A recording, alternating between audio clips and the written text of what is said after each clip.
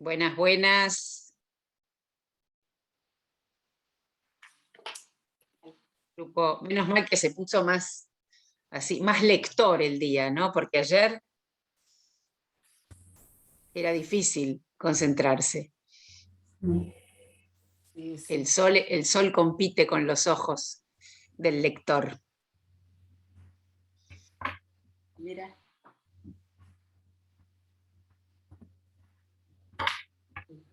Esperamos un poquito que vayan ingresando. Voy a poner el chat a un costado, así lo podemos ir compartiendo comentarios. Ahí está.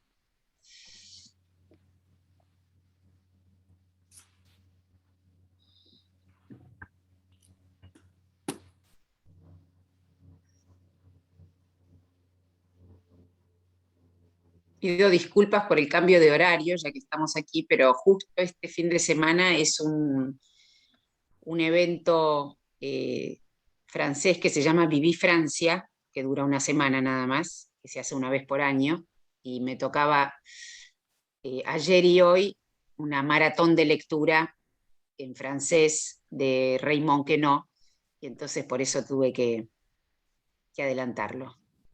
Felicitaciones por la condecoración del Ay, premio. gracias, Sara.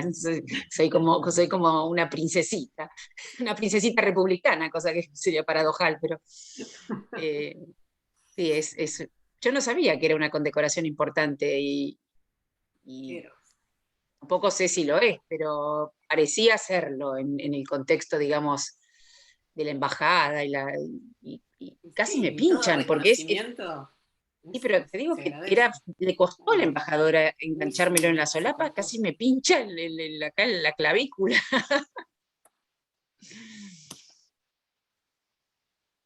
Bueno, se refiere, Marina, a un nombramiento que me dieron esta semana en la Embajada de Francia del Estado francés, que se llama officier, que supuestamente viene después de chevalier, después viene officier, des arts et lettres, de las artes y las letras.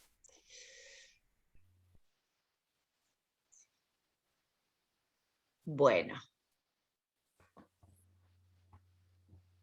vamos a adentrarnos en este encuentro y me gustaría, por supuesto, compartir como siempre las lecturas y ya que es 31 de octubre tuvimos tiempo de avanzar, pueden o no haber terminado la novela, no quiero tampoco eh, llegar al final, pero han conocido, o quizás ya también la conocían, a Muriel Spark, que es una escritora que recobró muchísima fuerza, por lo menos en las traducciones al español que se hicieron en los últimos tiempos, muy seguidas, con excelentes plumas, en la editorial, sobre todo en la editorial La Bestia Aquilátera, más allá de que la nuestra corresponde a pretextos y era la novela que faltaba y la novela que se estaba esperando de Muriel Spark, porque de algún modo la plenitud de la señorita Brodie es su carta más fuerte como novelista británica, aunque de origen escocés,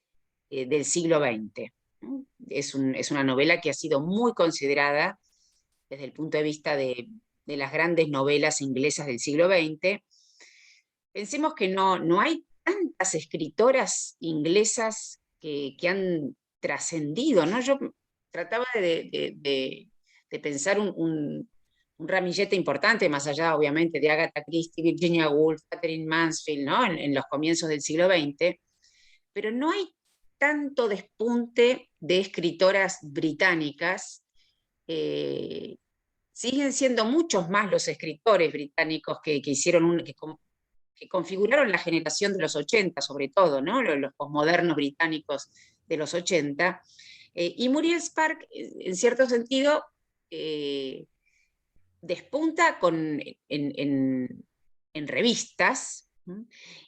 Y como poeta. Es una escritora muy particular. Eh, y la verdad es que cada novela suya es una indagación diferente, aunque podríamos pensar que la fina ironía y cierto desmantelamiento de los roles está en toda su obra. Y ciertas operaciones que a mí me parecen muy interesantes del desquite. Muchos de sus personajes en distintas situaciones de vida, porque por ejemplo no es lo mismo la señorita Brodie y todas las alumnas que el famoso grupito de las Brodie, la crème de la crème, como dice la novela, que los ancianos de Memento Mori, que esta es una novela a mí particularmente me resultó muy interesante, Memento Mori, donde Muriel Spark justamente va a ubicar la problemática tan actual de la vejez y del cómo morir. Hay momentos donde dice en esta novela, vamos perdiendo la memoria o el mundo empieza a escondernos cosas. Que es una interesante reflexión o cambio de punto de vista, ¿no? Otro momento. ¿Solo una persona vieja es alguien que llena el tiempo con su voz? Esta manera de definir cierta etapa de la vida donde la supremacía de la propia voz colma los pensamientos, ¿no? Después hay otra, bueno, no todas las anoté ahora, pero juega con el modo en que nos aproximamos a los recuerdos, cómo vamos cambiando no solamente el caudal de recuerdos a medida que nos acercamos a la muerte, sino también la manera de arrimarnos a ellos. Y dice Muriel Spark que nos aproximamos a los recuerdos en una edad, digamos, tardía, como cuando uno se acerca un libro a los ojos sin ver demasiado. Que tiene doble sentido, la idea de los recuerdos como lectura, que en Memento Mori eso está muy presente. ¿Qué nos queda para leer de la vida sino los recuerdos? Y casi que la vida se vuelve una lectura en la vejez, la lectura de la propia vida, por supuesto. A eso se refiere, ¿no? Es un libro muy interesante. Todas las novelas trabajan de Muriel Spark, por eso después vamos a entrar en la que nos toca, siendo ella una escritora muy longeva, ¿no? Porque Muriel Spark, si no me equivoco, vivió casi 88 años y murió hace relativamente poco, a principios del siglo XXI. Y al mismo tiempo tuvo esa suerte de extraño glamour de haber sido espía, como muchos otros escritores en esa época. Ella participó de una emisora británica que falsificaba noticias para engañar a los alemanes a finales de la Segunda Guerra. Por lo tanto, de algún modo hizo ficción con su voz, pero para salvar a los suyos de una realidad terrible, la ficción como salvataje. Ella misma se entregó a la ficción, de entrada ella quería, digamos, entregarse a la ficción. Fue hija única y tuvo además como varias conversiones. El papá era judío, la mamá era presbiteriana. Justamente los presbiterianos tienen como características, si mal no recuerdo, o ustedes si saben más me pueden ayudar con eso, de tener muy en cuenta a lo que sería el conciliábulo o el consejo de ancianos. Por eso yo cuando leí Memento Mori pensé que había algo de su antigua pertenencia religiosa a través de la madre presbiteriana a ese consejo de ancianos que tanto tienen en cuenta los presbiterianos. Ella se convirtió al catolicismo en los años 50, también a ser una escritora británica, siendo escocesa, y también se convirtió a un nuevo apellido. Spark es el apellido del marido. Del marido con quien va a estar muy poco tiempo, va a tener un solo hijo, Robin, que siempre me llamó la atención porque ella tiene la novela Robinson, que es también muy interesante, completamente diferente a Memento Mori. Y yo me preguntaba si Robinson no venía del hijo de Robin, pero tuvo una relación conflictiva con este hijo. Tal es así que lo desheredó. Extra, sí, como por esa cara de Rocío, sí, lo desheredó. Y lo desheredó por una amiga. No por una amiga, digamos, no es por culpa de la amiga, sino que ella había tenido una relación dificultosa con su hijo y terminaron incluso sin hablarse. Y cuando Muriel Spark se va a vivir a la Toscana, en una suerte de retorno rural, porque ella se va de Edimburgo, después va a vivir en África con su primer marido, luego llegará a Londres, también en Estados Unidos, porque piensen que ella va a escribir, va a ser una prolífica escritora en revistas culturales importantísimas como el New Yorker. La novela que ustedes, que nosotros hemos leído este mes, fue publicada en revista primero, el hallazgo de la lectura fue primero en una publicación, digamos, popular, y después adquirió su publicación como libro, y finalmente va a terminar en la Toscana, instalándose en la casa de una amiga artista. Algunos dicen que forma una relación, no está anotado de esa manera en su autobiografía, que es muy interesante. La autobiografía de Muriel Spark se llama Curriculum Vitae, y es una autobiografía de alguien que escribió biografías, porque Muriel Spark además escribió importantes biografías. No siempre se encuentran escritores y vale la pena tenerlo en cuenta, o por lo menos pensarlo.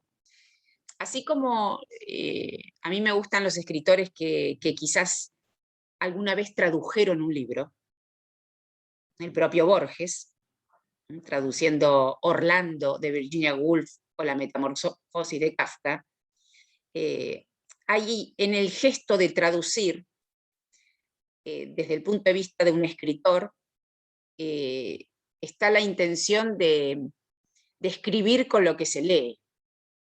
Es como el máximo movimiento de escritura con lo leído, ¿no? Trasladar la lengua, mudar la lengua. Así como es interesante que haya escritores que tengan el aval de alguna traducción, que eso también significa el tránsito por distintas lenguas, no deja de ser atractivo también aquellos escritores que hicieron, digamos, que le dedicaron tiempo a escribir otra vida que la propia, ni tampoco la de sus personajes. Y ella, Muriel Spark, hizo dos muy interesantes, hizo más que dos, pero yo leí dos, no más que eso. La de Mary Shelley, que fue muy importante, nada menos que la biografía de Mary Shelley, que esta la publicó Lumen, y que es un hito dentro de lo que son las biografías de Mary Shelley, una escritora tan revisitada en estos tiempos, la autora de Frankenstein. Y además es una biografía de Muriel Spark, donde no solo da cuenta de la escritora, sino también de los temas que le preocupaban a Mary Shelley. Porque Mary Shelley, uno la conoce por Frankenstein, pero siguió escribiendo novelas, y en cierto sentido, después de todos los dramas personales que tuvo Mary Shelley, las pérdidas de hijos y de tantos seres queridos, que parece haber sido una suerte de casi no de visión Frankenstein, pero quién sabe si con Frankenstein no quiso remedar lo que la muerte le arrebataba. Mary Shelley se acercó a la naturaleza, tiene textos sobre la naturaleza muy, muy bellos, y Muriel Spark atiende en esta biografía a toda la temática que le importó a Mary Shelley en vida después de publicar Frankenstein. Por eso es una muy interesante biografía. También hizo una en colaboración, Muriel Spark, sobre las Brontë. Por eso digo, se ocupó nada menos que de Mary Shelley, la autora de Frankenstein, y las Brontë, autoras de las novelas más importantes de escritoras inglesas, ¿no? Tanto de Emily como de Charlotte, de las dos. Y además de eso fue una importante poeta. En la Argentina se publicaron, creo que se publicó primero en la Argentina su poesía, no es por mandarnos la parte, pero bueno, en tiempos de Victoria Ocampo ya sabemos que hay cuestiones que se publicaban primero aquí que incluso en Francia. Hay un libro de poemas de ella que es muy lindo, que es el que se publicó aquí, que se llama Lost Lover, y que suele ser muy festejado. Ella, en Curriculum Vitae, en su autobiografía, decía lo siguiente: mi poesía era más sofisticada que mi prosa. Mi poesía era más sofisticada que mi prosa, y es así. Es cierto que es así, que hay algo en sus novelas que no es sofisticado porque justamente tiene que ver con cierta cuestión de lo cotidiano. Vamos a encontrar muchos personajes cotidianos, pero cotidianos desfasados. Es decir, así como personajes que buscan el desquite, también son personajes que saben impostar. Hay muchos impostores en las tramas de Muriel Spark. Fue valorada por muchísimos escritores de su época, ¿no? Por ejemplo, Updike, aquí tengo algunas citas de ellos. ¿Qué dijo Updike, John Updike? Todos los que la valoran son escritores que valoran tramas, como constructora de tramas. Y tramas, lo vamos a ver, y ustedes se habrán dado cuenta también leyendo la novela que tenemos para hoy, lo bien que juega con los saltos en el tiempo. No por anticipar todo lo que vendrá, se pierde la intriga de lo que está pasando. Eso es muy genial como lo trabaja. Que si bien ya a esa altura del siglo, la novela es de 1961, la que estamos, la plenitud de la señorita Brodie, es decir, que técnicas narrativas faulknerianas ya están muy trabajadas. Sin embargo, ella consigue hacerlo de otra manera. No es que trabaja en distintos tiempos, sino que vuelve a contar. Sin embargo, siempre es como que faltara algo. Entonces nos permite, con lo que falta, seguir leyendo. Tiene un mecanismo narrativo muy particular. Por eso produce en algunos lectores. Yo no soy una adicta, hay gente que es adicta de Muriel Spark. A mí no me produce esa, lo tengo que decir, no me produce esa afinidad. Incluso en La plenitud de la señorita Brodie, hasta me resulta una novela un poco decimonónica, más próxima a Mujercitas o a Walter Scott. Sí, Marina. Justo yo vine al encuentro justamente, bueno, es que siempre me encanta, pero quería ver si me maravillabas con la escritora, porque me pasó que, si bien hay cosas interesantísimas, como por ejemplo esto que decías vos de los saltos en el tiempo, que es como que de repente comenta algo ¿cómo llegamos hasta allá? Y eso es lo que te da ganas de seguir adelante, como para ver qué pasó, cómo se llega.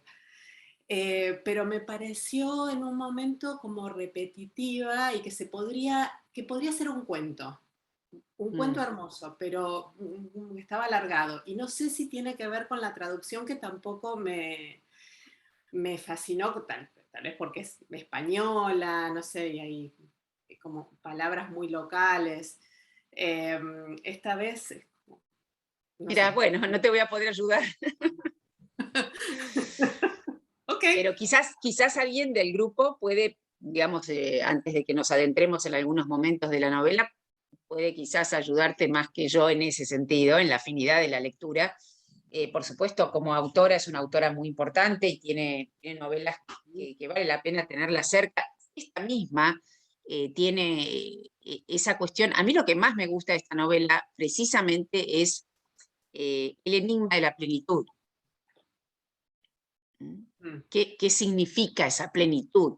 Hay algo allí no del todo definido que me resulta atractivo. Porque se hace alusión todo el tiempo, estaba en plenitud, la plenitud de la señorita Brodie, la plenitud de Jean, pero ¿de qué se trata esa plenitud? El contagio de un deseo, de un deseo propio, de un deseo... claramente se trata del deseo, pero no sabemos muy bien del deseo, si es deseo de dar, de enamorar, de educar, de traicionar, no se sabe muy bien de qué, pero hay una plenitud que sí, está lograda, ¿no? Como, como satisfacción, pero sin saber muy bien de qué se trata.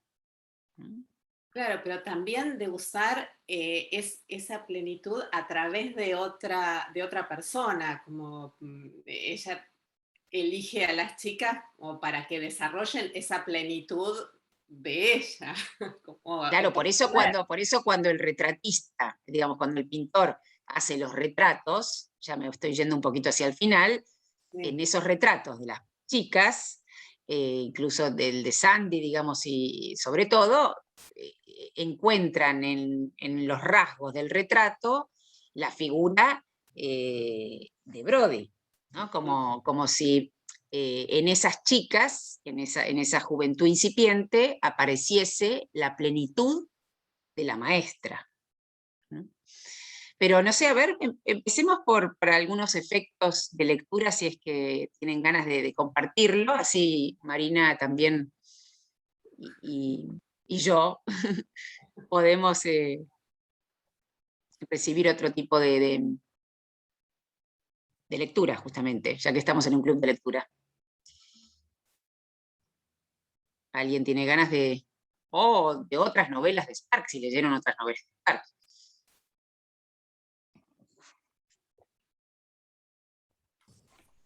Voy a sumar un comentario a esto del enigma que decía Silvia. Algo que me generó como la misma sensación enigmática son las referencias a la afinidad de la ideológica de la señorita Brodie con los fascismos, que aparece como mencionado en reiteradas ocasiones, pero no se profundiza en eso, y eso también me generó como, no sé, como pregunta, ¿no? Como inquietud de ver si en algún momento de la novela aparecía eso más desarrollado. Me parece que tiene que ver con esto del enigma también. Sí, al mismo tiempo, esta cuestión como ambigua entre hablar del Giotto y hablar de pintores renacentistas y al mismo tiempo colgar digamos, un cuadrito profascista. De todas maneras, el fascismo, más allá de estar marcando una época, ¿no? Porque también es una novela que tiene que ver con un contexto histórico y con una moral de época, el fascismo habilita la traición, porque a través del fascismo la van a echar, finalmente. Entonces, es lo que moralmente se puede condenar. No se puede condenar la plenitud, que es es por lo que la quisieran condenar en esa escuela. En realidad lo que les molesta es la plenitud, pero por la plenitud no se condena, no se echa a una persona, ni siquiera se detecta la culpabilidad. Sin embargo, es lo que provoca rechazo. En cambio, cuando Sandy la traiciona, a través, digamos, justamente denunciando su afinidad con el fascismo, ahí ya alcanza para que ella no enseñe más.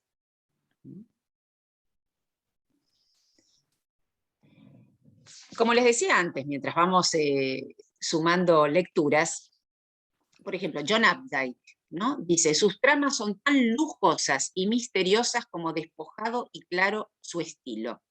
Su deliberada claridad como la de Kafka, y ahí ya me parece demasiado, subraya irónicamente, eso sí es cierto, subraya irónicamente el misterio de aquello que se está diciendo. Hay misterio e ironía en lo que se está diciendo, que no es lo mismo que hay misterio e ironía en sus tramas. ¿Cómo lograr que lo que se dicen los personajes tenga una ironía misteriosa? Luego, tenía otra por ahí, bueno, muchos. Tennessee Williams también, David Lodge, digamos, es una escritora que tiene muchos adeptos. Ella al mismo tiempo tenía un cuadernito, es de las escritoras con cuadernito, cuadernos con espiralados, ¿no? Como vieron que aquí Martín Cohen para cada novela elige un cuadernito de un color y esa novela tendrá el color de ese cuaderno. Quién sabe si ese color no determina la animosidad de su trama. En el caso de Muriel Spark, ella elegía cuadernos de espiral, además fabricados por una librería especial en Edimburgo. No cualquier cuaderno, sino un cuaderno con estirpe. Y dice, acá les traje un comentario de ella sobre sus cuadernos. Mi Magdalena es un cuaderno en blanco. Un amigo que me acompañó a una librería me comentó, examinas un cuaderno como una ama de casa examina un pescado en el mercado. Cuando estoy paralizada para encontrar un nuevo tema o algo que escribir, voy a mi provisión de cuadernos y elijo uno. Vean que elige, digamos, un compañero de ruta antes de saber a dónde ir. Y en general ella es constructora de tramas sin saber del todo, más allá del tema general, de qué manera lo va a realizar. Pero tiene mucha ductilidad para avanzar en sus novelas, ¿no? Esperen que había algo más de acá. Bueno, John Updike, otra cosa que decía que me resultaba interesante, dice así. Según Updike, Spark se reapropió y actualizó el legado shakespeariano de comedia negra, que no es lo mismo que cualquier legado shakespeariano, de profundas fuerzas personales, aquí podemos pensar las profundas fuerzas personales, podemos pensar en Brodie, sujetadas trémulamente en una madeja de treguas sociales. Entonces, toda la madeja moral de la novela, que encontramos en esta novela. ¿Qué más tenía? Bueno, principalmente me interesaba, esperen que me fijo si no dejé algo en el tintero de lo que tenía aquí. Con respecto a la traducción que mencionaba Marina, es cierto que aquí se encuentran algunas dificultades, no tanto en las traducciones que nos ofrece La Bestia Equilátera, que suelen ser argentinos, además la tradujo Ernesto Montequín, hay un prólogo muy bueno de Matías Serra Bradford en una de ellas, en todos han trabajado buenos traductores. Igualmente, esta también es preciosa, Muy lejos de Kensington. Esta es una de las que a mí más me gustó. Porque tiene que ver con, nuevamente, con cuestiones muy mundanas, pero lo mundano que se vuelve, es como si ella encontrara en lo mundano justamente la ironía y el misterio. Y los deseos ocultos dentro de lo mundano. Justamente yo ahora en Viví Francia lo que estoy trabajando es un texto precioso de Raymond Queneau que se llama Ejercicio de estilo. No sé si lo conocen.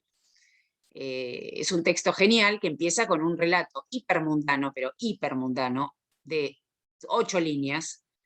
Un ser, digamos, como se dice en francés, un Dupont, o sea, un Pérez, perdón si hay alguien que se llame Pérez, pero digamos, un promedio que sube a un colectivo, empuja un poco hasta que ve que alguien se levanta, ocupa ese lugar, luego se baja y no cuenta mucho más. Y entonces el primer texto que escribe Queneau es denotativo, simplemente lo mundano, de cualquier hora, de cualquier persona, todos los días. Y luego, ¿qué hace Raymond Queneau en Ejercicio de estilo? Y por eso, en cierto sentido, es una apuesta literaria muy importante. Escribe 99 maneras de contar lo mismo, pero otorgándole subjetividad. No es un juego retórico a lo Erasmo. Vieron que Erasmo en el siglo XV escribió el primer manual de retórica, donde ahí sí tenemos, digamos, todas las alteraciones sintácticas, gramaticales, pero ya desde el punto de vista formal de un manual de retórica. En cambio, lo que hace que no es elegir la modalidad narrativa a partir de la subjetividad que la encarna. Y en ese sentido, Muriel Spark es muy trastoca lo mundano a través de subjetividades muy agudas. Por ejemplo, en este libro que les dije, Muy lejos de Kensington, tenemos a una primera persona, está en primera persona, muy fuerte, que empieza padeciendo de insomnio, para redondear lo que les transmitía de Raymond Queneau, y van a entender a qué me refiero con tonos subjetivos, esa subida al colectivo después va a subir, por ejemplo, al colectivo de manera olfativa. Entonces todo va a tener que ver con lo que huele ese personaje adentro de un colectivo. O de manera interrogativa, todo lo que uno se pregunta cuando es un colectivo. De manera soñadora. De manera soñadora es invertir lo que suele ocurrir, porque habitualmente uno intenta encontrar el relato del sueño. Soñó y pretende contar lo que soñó, cuando raras veces se lo alcanza, pero por lo menos hace un intento de narrar un sueño. Ahora, ¿qué pasa si hacemos al revés? ¿Qué pasa si volvemos sueño aquello de todos los días? Como convertir un relato acontecido en sueño. Bueno, 99 maneras hace Raymond Queneau. Y en este libro, que yo les recomiendo también muchísimo, de Muy lejos de Kensington, empieza así, para que también tengan otra narratividad de Spark. Tan grande era el ruido durante el día que yo acostumbraba a permanecer despierta en la cama por la noche escuchando el silencio. Finalmente me dormía contenta, llena de esa ausencia de sonido, pero mientras estaba despierta disfrutaba la experiencia de la oscuridad los pensamientos, la memoria, las dulces ilusiones. Oía el silencio, o en aquellos días cuando adquirí el hábito del insomnio. El insomnio no es malo en sí mismo, es posible quedarse despierta en la cama por la noche y pensar.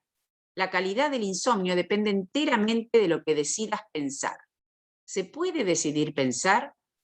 Uno puede concentrarse en cualquier cosa, puede sentarse tranquilamente delante de un televisor apagado, mirando la nada simplemente, y antes o después puede hacerse su propio programa, mucho mejor que el producto masivo. Es divertido, deberían probarlo.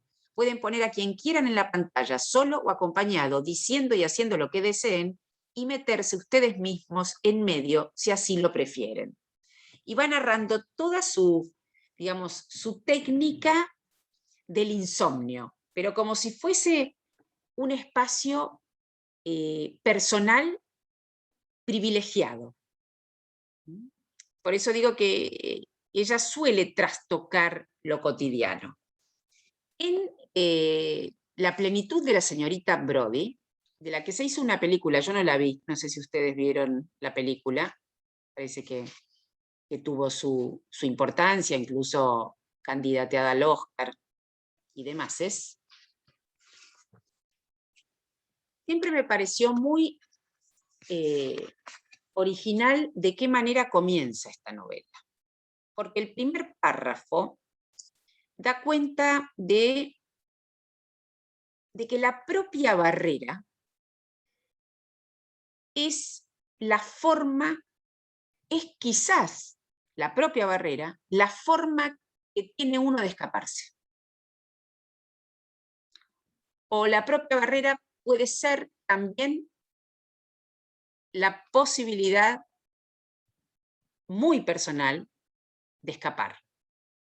Dice así: cuando hablaban con las niñas de la escuela Marcia Blaine, los chicos se quedaban detrás de la bicicleta con las manos apoyadas en el manillar, lo que hacía que las bicicletas actuasen como barrera protectora entre ambos sexos y que diese la impresión de que los chicos tenían la posibilidad de marcharse en cualquier momento.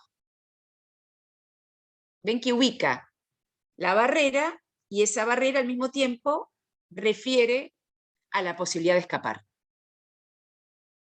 Este tipo de recursos los tiene muy a mano Muriel Spark en la relación, digamos, sobre todo entre los dos sexos. Porque otra cuestión que prevalece en Spark son los personajes femeninos. Tiene muchísimos personajes femeninos. Amén de que hizo biografías de personajes femeninos, ¿no? Porque Bronte y Mary Shelley. Luego, todo este primer capítulo no deja de ser un muy buen ejemplo de lo que hablamos al principio y de lo que con Marina rescatábamos, que es la forma de, digamos, anticipar sin por ello perder la intriga. Cuando va a ir describiendo a los 16 años a cada una de las chicas que van a formar el grupo de la profesora, y va describiendo no solamente cómo son, el aura sexual de Rose Stanley, el vigor gimnástico de Eunice Gardiner, la autoridad de Mónica Douglas, no solo describe cómo son, sino que también en ese mismo momento describe qué serán por aquello, digamos, por aquellos rasgos que les otorga, de algún modo ya está preanunciando el destino de cada una de ellas. Lo hace, como dijimos antes, de manera anticipada. Perdón, eso tiene que ver también con la religión, ¿no? Cuando ella habla de Calvino, con la predestinación. Exactamente. Y bueno, en cierto sentido, la cuestión religiosa, que está muy presente también en la novela, está presente, pero al mismo tiempo, fíjense que la cuestión de educar, hay todas 2, 3 páginas donde refiere incluso etimológicamente a la palabra educar. Hay cierto roce entre la educación religiosa y la educación de una muchacha. Como si la religión no permitiese la libertad de las muchachas y que es digamos, un valor a transmitir y por el cual también la condenan a ella, a Brody. Vieron que hay todas unas páginas donde no deja de ser interesante cómo refiere, a ver si lo encuentro rapidito, lo que es la traducción. Bueno, acá hay una referencia a la plenitud, en la página 38, ¿no? Cuando dice, le preguntan, y ahí sí, de nuevo, ¿no? Los juegos en el tiempo. ¿Quién era la señorita Brody? Y estamos recién empezando la novela. Y no por ello perdemos interés o sabiendo que ya se murió, nos produce escozor la lectura de lo que sigue, ¿no? Entonces dice, ¿quién era la señorita Brody? Una maestra que tuve, una mujer muy culta. Para ella el Festival de Edimburgo lo era todo. Nos invitaba a tomar el té en su departamento y nos hablaba de su plenitud. ¿Qué plenitud? De la plenitud de su vida. Una vez se enamoró de un guía egipcio que conoció en uno de sus viajes y cuando regresó nos lo contó todo. Tenía unas cuantas favoritas, yo fui una de ellas. Porque además, al mismo tiempo que vamos conociendo la historia de estas chicas, de las 6 chicas, también va intercalando, esto es lo que es cierta maestría, en general se destaca de esta novela, va intercalando los testimonios de estas chicas mucho más grandes acerca de ella. Este juego está muy logrado. Pero esperen que quiero ir a la parte de la educación, que me resultó interesante. Sí, acá está lo del calvinismo, ¿no? Que está además muy, muy conversado entre los personajes. Yo lo tenía subrayado. ¿Etimológica? Sí. Sí, está en la página 50. Ah, claro, sí, ahí está. Cierto. Que ahí está. Me han llamado para que me presente ante la directora el lunes por la mañana a la hora del recreo. No tengo la menor duda de que la señorita Mackay, que es el otro personaje un poco siniestro, desea preguntarme sobre mis métodos de enseñanza. Ya ha ocurrido con anterioridad, ocurrirá de nuevo. Mientras tanto, mantendré mis principios pedagógicos y en la flor de mi vida estoy dispuesta a dar lo mejor de mí. Nuevamente, ¿no? En la flor de mi vida. Sigo un poquito porque quiero preguntarles algo a ustedes. La palabra educación viene de la raíz latina e, que viene de ex, que significa sacar, y de educo, que significa guiar. Significa algo que se saca. Para mí la educación es sacar lo que ya está dentro del alma de una alumna. Para la señorita Mackay es poner dentro del alma algo que el alma no tiene. Y a eso yo no lo llamo educación, lo llamo instrucción, del prefijo de raíz latina in, que significa en, y de trudo, meter. El método de la señorita Mackay consiste en meter mucha información en la cabeza de un alumno. El mío consiste en una extracción de conocimiento. Y esa es la verdadera educación según se demuestra por el significado de la raíz. Ahora, la señorita Mackay me ha acusado de meter ideas en la cabeza de mis niñas, pero de hecho ese es su método, no el mío, que es completamente distinto. Nunca dejéis que digan que meto ideas en vuestra cabeza. Sandy, ¿qué significa la palabra educar? Sacar, dijo Sandy, que estaba escribiendo mentalmente, y sigue. ¿No? Ahora, yo les pregunto, más allá de lo que podemos pensar entre todas, la plenitud, ¿no? A la que alude aquí, o la flor de la vida. A ver si ahora podemos encontrar. Mónica, te veo con ganas de decirme algo. No. ¿No? Ah, porque tenías abierto el micrófono. Hola. Ah, no me di cuenta, perdón. No soy adivina, era simplemente por eso. También la plenitud, si nos referimos a poner y sacar,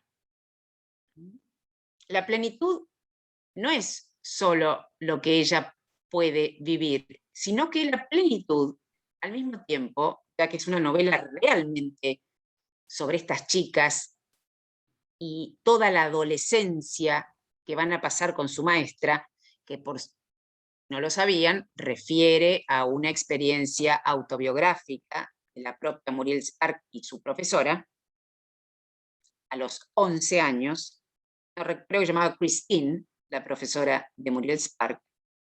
La plenitud ¿es de ella o es de ellas?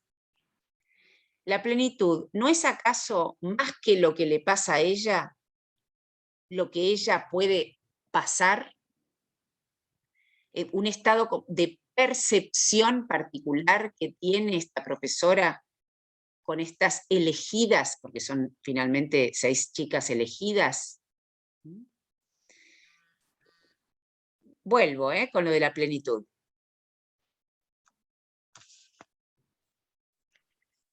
Tal vez es una manera que tiene ella de vivir a través de las chicas.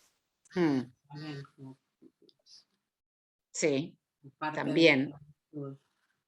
También porque además las chicas, de algún modo, en esa torsión que tiene esta novela, porque al principio es como si ella estuviese sacando, no poniendo, es decir, dando a ver lo que cada una porta como singularidad, y esa singularidad, como les dije al principio, en cierto sentido es la posibilidad de un destino, pero un destino que puede ser trágico, porque una de ellas muere en un incendio, o puede ser de conversión.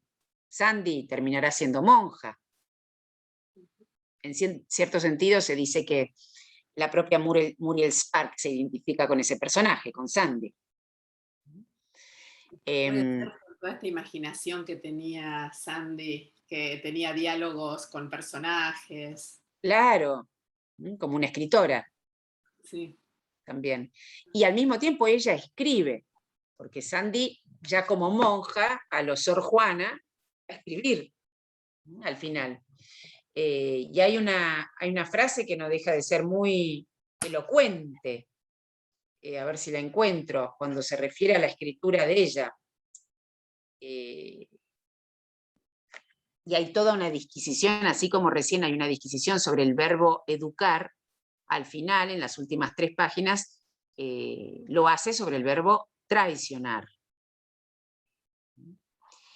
Y lo que escribe Sandy, no lo encuentro, pero me acuerdo que la idea es, solo se puede traicionar allí donde se ha sido leal. Con lo cual, la traición es una prueba de la lealtad. No hay traición sin lealtad, que la preceda, ¿no? Que la preceda. Lo que les decía al principio, esta especie de presentación tan dedicada, porque hay una dedicación, ¿no? que está todo el tiempo siendo contada, la dedicación de Brody a estas chicas,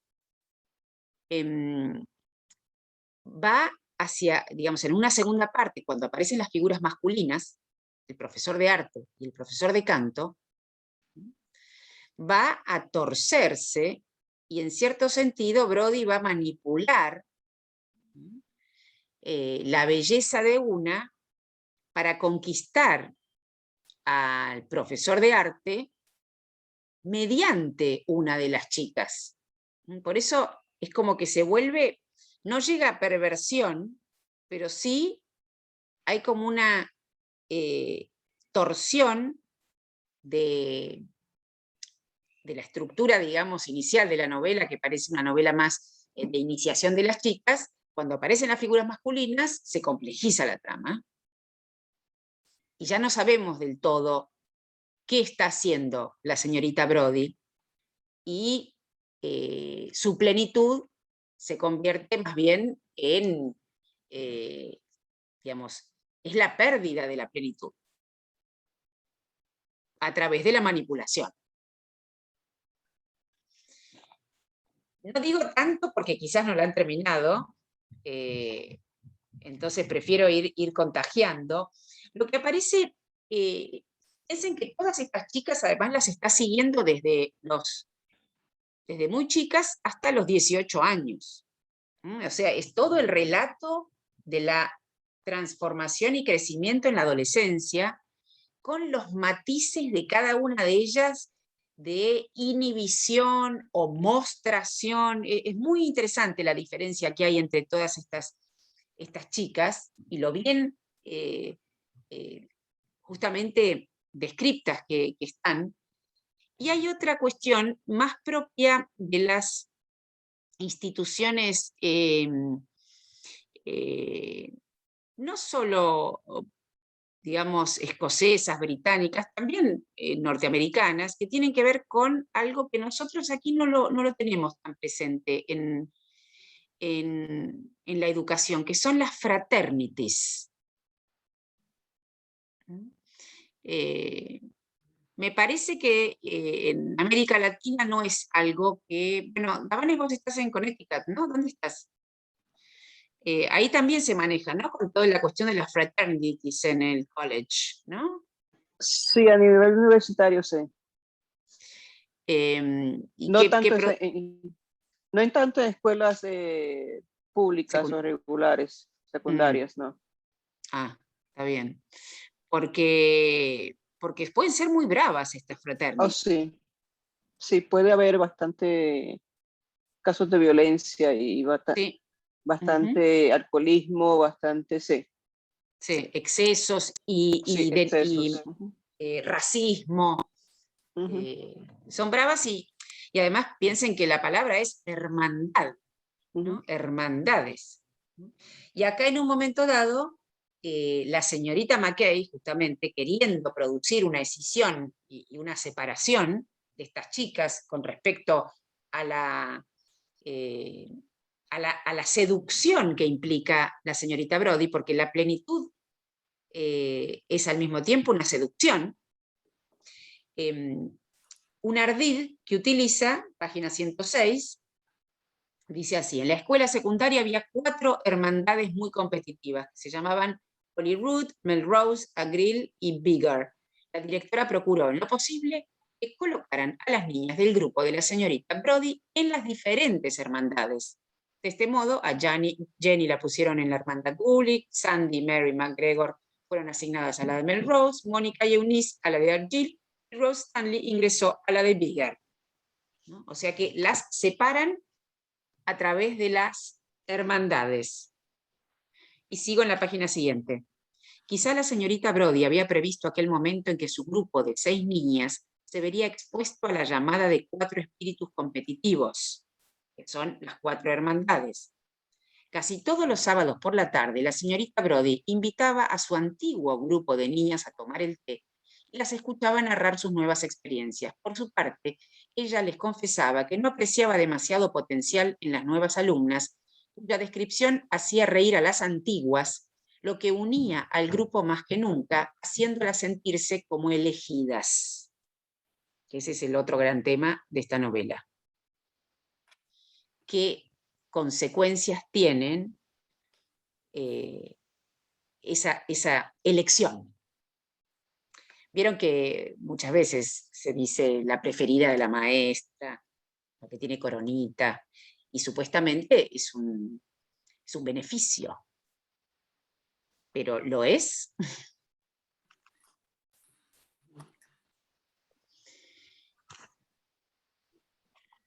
El final, que a mí me parece muy interesante, termina con Sandy, con este personaje que quizás es, junto con la señorita Brodie, el otro gran personaje de esta novela. El profesor de arte tiene lo suyo, el de canto tiene lo suyo, con esas necesidades terribles, que es como el católico necesitado al que asiste la señorita Brodie en un momento importante de la novela. Pero justamente al final, cuando le preguntan a Sandy, ya ella, Sor Elena, ya monja llamada Elena,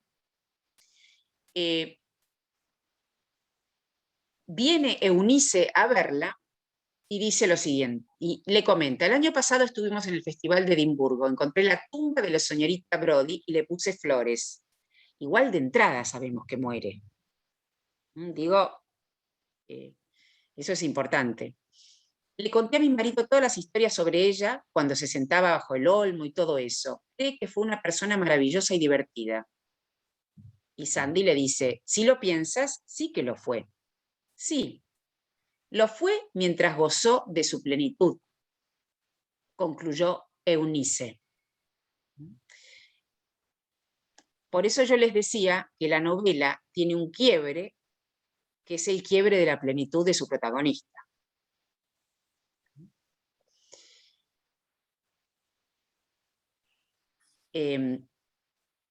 Antes de morir, la señorita Brodie sospechaba que fuiste tú quien la traicionó.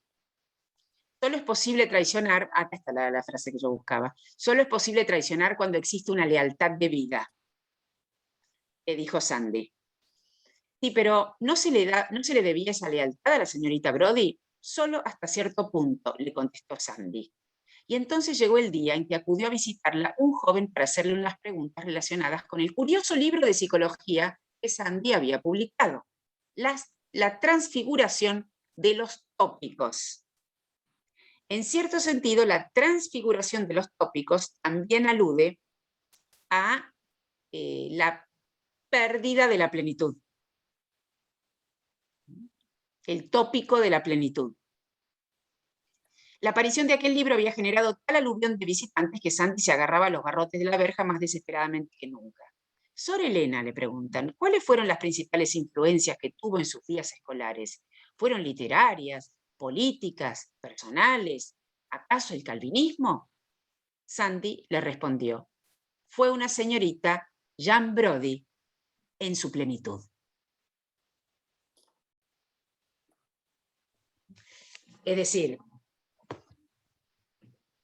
se mantiene el enigma hasta el final. La transmisión en plenitud. Bueno, llegamos al final, también nosotros por aquí. Perdón, no entendí bien por qué dijiste que la transfiguración de los tópicos tenía que ver con la pérdida de la plenitud. Es lo que se transfigura. Entonces hay un tópico, que es el tópico, digamos, de la primera parte de la novela, el tópico de educar,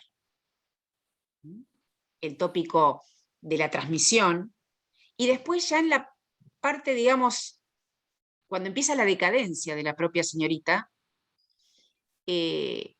ya se trata de otra cosa. Se trata de obtener, conquistar, manipular, ¿no? En ese sentido lo decía.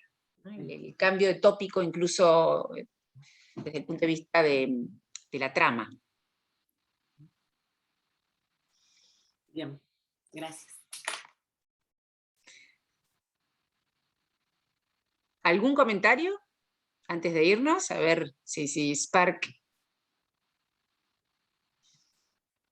Yo pensaba también en la otra novela que tiene, que también tiene una maravillosa manipuladora, que es La abadesa de Clue. Que es genial, porque ella la religión católica la vive desde lo que ella considera que es sagrado, que hay que seguir, y es como que en un punto, digamos, todos los preceptos católicos que ella tiene por vivir en el convento, se me ocurre a mí, la verdad que nunca la termino de entender, pero me resulta sumamente llamativo cómo ella le plantea a todas las monjas que tiene a cargo que no se puede ir en contra como de ese decálogo de moralidad que ella tiene. Entonces, en cierto punto me acordaba de eso, ¿no? Porque son dos figuras muy similares que plantean cuestiones súper elegantes de manipulación, pero que son, a pesar de que por momentos pensás que decís, que hija de, ¿no? Decís, es inevitable que sea así. No podés pensar que pudiera ser de otra manera, que hubiera algo que le hiciera diferente. No sé, me quedaba pensando en eso y qué influencia tenía cada una de ellas en los personajes de las novelas, ¿no? Porque todas tienen sus cosas. En Memento Mori son extraordinarios los personajes, son todos muy fuertes. A mí me pasó que a mí me gusta mucho Muriel Spark, pero viste que es como que en algunas historias pareciera como que le falta alguna vueltita más, ¿no? No sé si en esta, pero la abadesa de Cruel, por ejemplo, me pareció fantástico, y me pareció fantástico el personaje de la abadesa, que era genial. Ahí es muy poderoso, sí. A mí acá me gusta mucho el de Sandy, justamente porque cómo traicionar si no volviéndose monja, ¿no? Es como la ironía de la traición. Sí.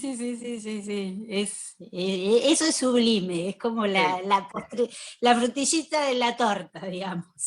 Sí, a mí lo que me falta a veces en Muriel Spark quizás es cierta lírica, ¿no? Como un poquito más de vuelo poético, que sí lo encuentro en su poesía, pero evidentemente las tramas ella busca que tengan una, digamos, proximidad más llana, ¿no? Me parece. Sí, puede ser. Pero bueno, Sí, es cuestión de, a veces la lectura tiene que ver con afinidades y épocas de cada uno también. Sí, totalmente. Bueno, veremos qué nos depara entonces este fin de año eufórico. Yo les voy a adjuntar ahora, ya que andan por acá, una invitación en el chat, a ver si me sale.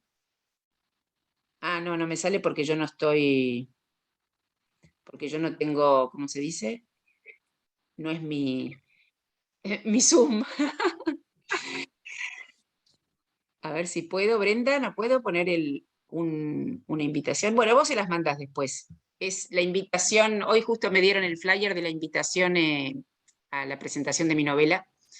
Bueno. La podemos mandar por mail entonces. Dale, genial.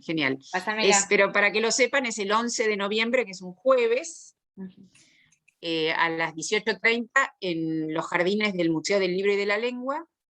Van a presentar Gabriela Cabezón Cámara, Martín Sancia Kawaguamichi, y va a venir el percusionista del Colón, que además es el que maneja las escuelas de música de las villas, Oscar Albrió y Roca, y va a ser una pieza con herramientas. Bueno. Y que bueno, vamos a ver de qué tal resulta. Y va a haber vinito, por supuesto. Yo les pedí, y lo hicieron en la invitación del flyer, yo puse que pongan lo del vino, pero un paréntesis, ya que estamos en pandemia, aférrese a su copa. No, ojalá que lo compartan de manera virtual. Yo vivo a 1000 kilómetros, así que es bastante difícil. Ay, qué lástima. No, sí, es más, hasta envidiaba a las que estaban en el encuentro del Don Quijote, y yo decía, qué lindo. Todas las cosas que me tengo por vivir tan lejos, ¿no? Bueno, pero todos hemos tenido la ventaja de trasladarnos en el espacio a través de estos encuentros. Sí. Así que buenísimo. Sí, bueno, nos veremos en un mes. Bueno, si pueden, nos vemos ahí el 11, y si no, en un mes nos volvemos a encontrar. Buenísimo. Con algún otro buen libro. Gracias, Silvia. Gracias. Chao.